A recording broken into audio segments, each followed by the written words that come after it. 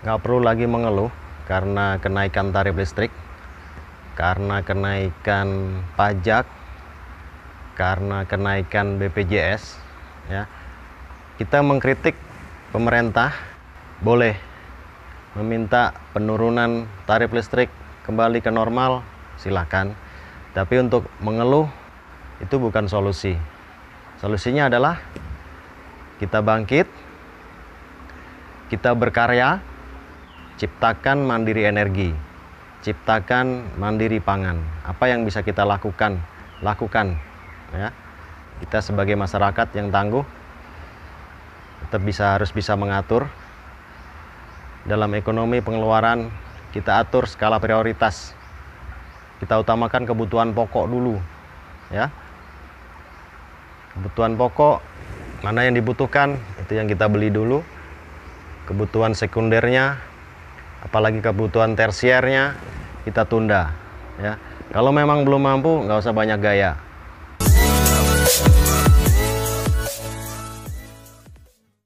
Halo sahabat tangguh, kembali di channel Mbah Hijrah bersama saya Dwi Derek.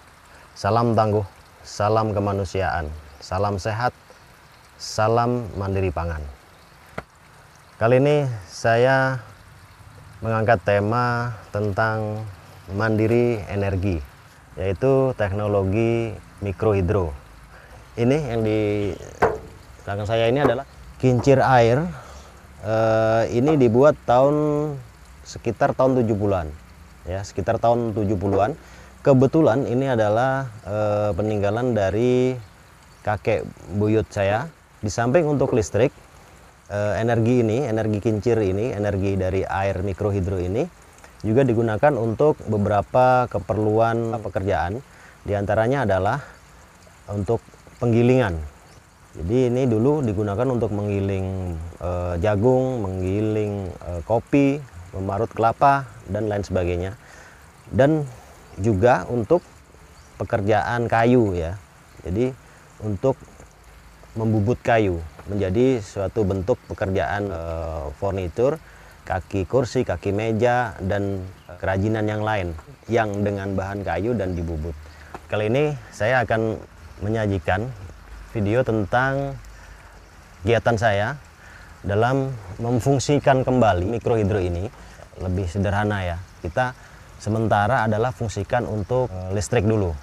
Nah, karena kondisi ekonomi pasca COVID-19 ini di samping berpengaruh pada pangan, ya, itu juga berpengaruh pada kemampuan kita untuk membeli listrik, karena ditambah naiknya tarif listrik yang lumayan tinggi. Nah, apa aja yang kita lakukan untuk memperbaiki ini? Subscribe dulu, kemudian like, share, bagikan, atau tulis komentar di kolom komentar untuk diskusi. Kincir air ini diameternya kurang lebih 1,80 meter, ya, 180 lah, 180 cm. Nah, ini ditutup, ya, ini tertutup. Ini di dalamnya ada kincir. Ya. Nah, kemudian airnya dari bawah bangunan ini ada gorong-gorong untuk air memutar kincir. Kemudian dari energi putar dari kincir ini disalurkan ke atas dengan fan bell, ya. Dengan fan bell ini disalurkan ke atas sana. Nah, kemudian di atas sana dirubah menjadi energi listrik karena ada dinamo di atas sana. Kemudian dirubah juga menjadi energi putar yang lain. Nah, ini kondisinya memang sudah roboh, ya, sekitar beberapa minggu yang lalu sudah roboh. Nah, ini terakhir digunakan untuk menggiling kopi itu sekitar tahun 2003-2004 ini digunakan, masih berfungsi, tapi bukan listriknya, tapi adalah untuk menggiling kopi. Ini sudah lama rencana ini kita mau perbaiki, tapi sudah keduluan roboh. Nah, tapi ini tetap kita usahakan untuk diberdirikan kembali, kemudian kincirnya kita putar lagi.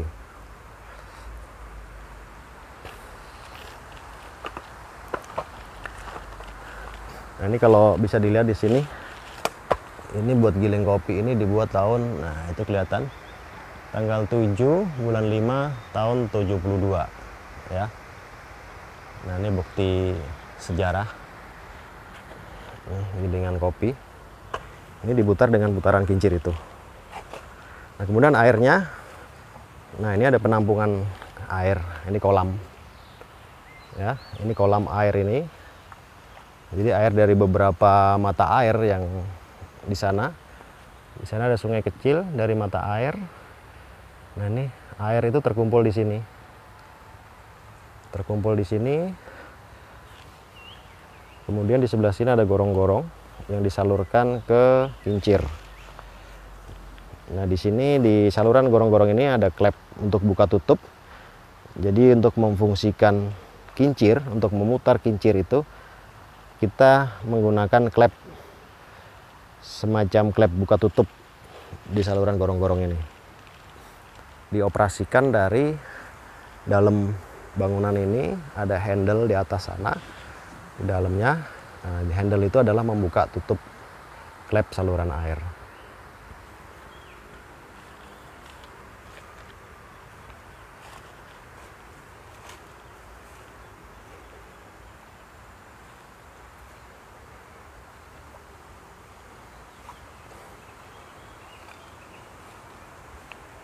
Nah, ini salah satu hasil karya, nanti masih ada lagi. Nah, ini dari pohon kelapa yang sudah umurnya tua ya. Nah, ini menjadi semacam gentong untuk penyimpanan ya, bisa menyimpan kopi, jagung dan sebagainya, atau buat fungsi yang lain. Nah, ini gentong ini bisa dilihat. Nah, ini hasil dari putaran kincir ya, putaran kincir air itu kemudian untuk membubut kayu kelapa ini menjadi gentong. Ini salah satunya dan sudah tertimpa juga.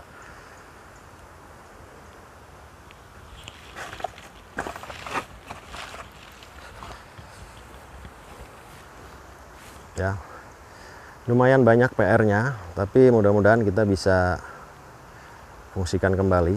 Tapi sebelum yang ini kita perbaiki ya, sambil memperbaiki yang ini, minimal mendirikan bangunan, saya akan mengaktifkan atau membuat kincir air mikrohidro dengan skala yang lebih kecil. Ya, sebelumnya saya sudah buat, cuman memang karena tidak terurus, karena sibuk dengan respon bencana alam di beberapa daerah di Indonesia, jadi sempat tidak berfungsi karena tidak terurus. Tapi nanti insya Allah sebelum yang ini saya akan fungsikan dulu yang kincir dengan skala kecil. Nah, yang ini yang akan kita aktifkan terlebih dahulu. Ini kincirnya. Kincir ini kita buat dari pelek sepeda ya. Pelek sepeda biasa itu yang dijual-jual di toko sepeda. Berikut jari-jarinya ini kita pakai 2 biji. Kita pakai 2, kemudian kita gabung. Ya, kita gabung menjadi lebih lebar dan kuat. Nah, ini kita gabung dengan plat ini. Sekaligus ini posisi untuk blade-nya ya. Daun-daun untuk ini nanti yang terdorong sama air kemudian berputar. Nah, kemudian putarannya kita naikkan dengan puli ini ya, jadi dengan debit air yang kecil, putaran yang nggak terlalu tinggi dari kincir, kemudian kita naikkan putarannya dengan puli ini. Nah, alternator mobil atau dinamo yang biasa disebut dinamo alternator itu kita pasang di sebelah sini. Ini alternatornya, alternator mobil ini 12 volt 70 ampere ya. semakin besar ampernya, hasilnya semakin besar pula. Nah, ini kebetulan 70 ampere 12 volt. Untuk kincir airnya sendiri kita pasang di sini. Ini kincir air kita pasang di sini. Ini ada dua dudukan di sini yang kita buat dengan bearing di kiri kanan.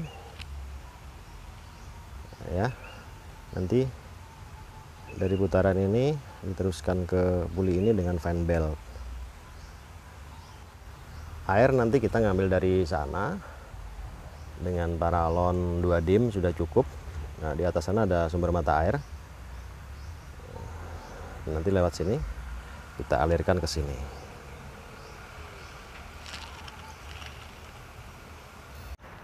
Sahabat tangguh, video kali ini memang sengaja kita buat hanya sampai di proses persiapan ya. Proses persiapan untuk mikrohidro. Seperti yang saya jelaskan di awal tadi, kita awal yang kita lakukan adalah menghidupkan kembali mikrohidro dalam rangka mandiri energi listrik dalam hal ini. Itu yang dalam skala kecil. Yang dalam hal ini adalah yang menggunakan dinamo atau alternator mobil ya, yang keluarnya sekitaran 13,5 volt, yang nanti kita naikkan menjadi 220 volt menggunakan inverter. Nah, untuk yang ini insya Allah mampu mengcover untuk satu rumah, berikut dengan lampu jalanan. Nah, untuk proses selanjutnya silakan supaya tidak ketinggalan video berikutnya. Untuk proses yang sudah jadinya, silakan subscribe dulu yang belum subscribe, kemudian tekan tanda lonceng biar ada pemberitahuan, kemudian like dan bagikan. Nah, untuk kritik, saran atau diskusi silakan tulis di kolom komentar. Kalau dulu di tahun 70-an nenek moyang, nenek buyut kita mampu mandiri energi sebelum listrik dari pemerintah, dalam hal ini PLN masuk, sudah mampu menciptakan listrik sendiri dengan teknologi kincir mikrohidro. Nah, berarti untuk saat ini kita seharusnya lebih mampu ya. Lebih mampu karena apa? Karena untuk perlengkapan kita belanjanya mudah didapat barang-barangnya ya. Kalau yang tadi yang menggunakan mikrohidro yang tahun 70-an itu semuanya serba kayu. Bahkan untuk asnya kincirnya dan sebagainya itu dari kayu, dan bahan besinya pun kalaupun ada yang besi itu dari bekas ya. Zaman tahun segitu, tahun 70-an itu nyari barang-barang bekas. Ya. Berarti untuk saat ini seharusnya kita lebih mampu untuk mandiri energi. Kalaupun di tempat sahabat tangguh tidak ada sumber daya air ya, tidak ada air yang buat memutar kincir, bisa menggunakan kincir angin. Nah, kalau yang udara anginnya tidak terlalu mencukupi, nah, solusi yang lain adalah dengan panel surya ya. Panel surya untuk satu keluarga mungkin biayanya nggak terlalu mahal ya, sekitar 3,5 juta 4 juta sudah cukup untuk memenuhi satu keluarga. Oke, sahabat tangguh, semoga tetap tangguh, tetap semangat, tetap sehat ya. Tetap selalu berusaha untuk berbuat baik untuk sesama, untuk lingkungan. Salam tangguh, salam kemanusiaan, salam sehat, salam mandiri pangan, salam mandiri energi. Assalamualaikum warahmatullahi wabarakatuh.